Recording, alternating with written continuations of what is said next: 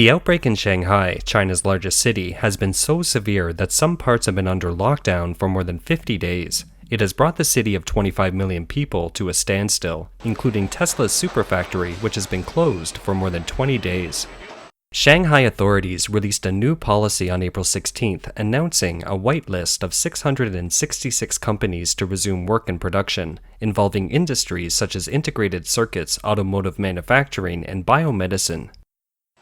On April 19th, the Tesla factory in Shanghai finally resumed work. Due to the local government's anti-epidemic measures, the factory is in staggering condition after resuming work. With 8,000 employees back to work, Tesla has adopted a closed-loop system for production under stringent epidemic prevention regulations. Employees can only go in, and they are required to eat and live in the factory 24 hours a day. According to a Tesla internal memo obtained by Bloomberg, due to the lack of dorm space, employees who apply to return to work are given a sleeping bag and a blanket. Workers have to sleep on the floor.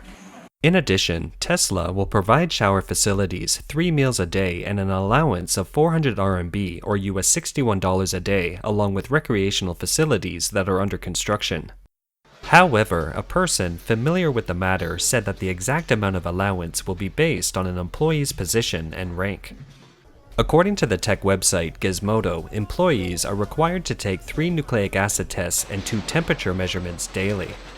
The article mentioned in order to make up for the production loss due to the lockdown, employees are said to have to work 12 hours a day and 6 days a week. A media estimate shows that as of April 17th, the Tesla factory in Shanghai has been down for 3 weeks. Based on the production capacity of roughly 2,100 cars per day, it has produced some 44,100 fewer cars since the shutdown on March 28th. Currently, less than 40% of the employees are eligible to work. For the factory to resume production, at least half of the production line must be in attendance. Did Musk remain silent in exchange for production resumption? Shanghai output drops by a wild 50,000 units. When Shanghai was put on lockdown, the world was watching for Elon Musk's response. The previous year in May, when the US experienced an outbreak, Tesla's California factory was ordered to stop work.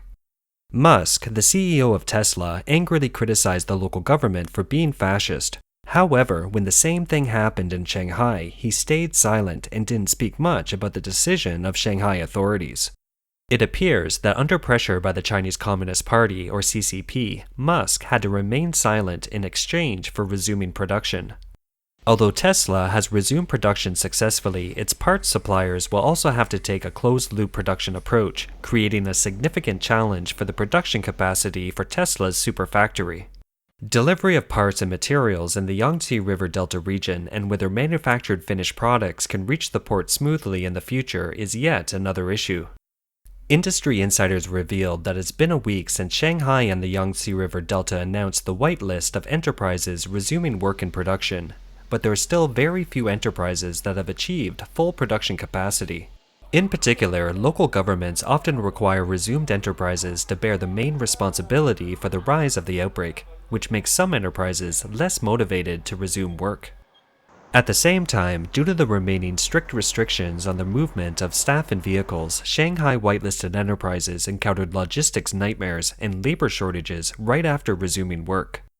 The vice president of the European Union Chamber of Commerce in China and president of the Shanghai branch said some companies are keeping their staff in Shanghai to restart operations. Nevertheless, many companies are still facing challenges of labor shortages and logistical difficulties.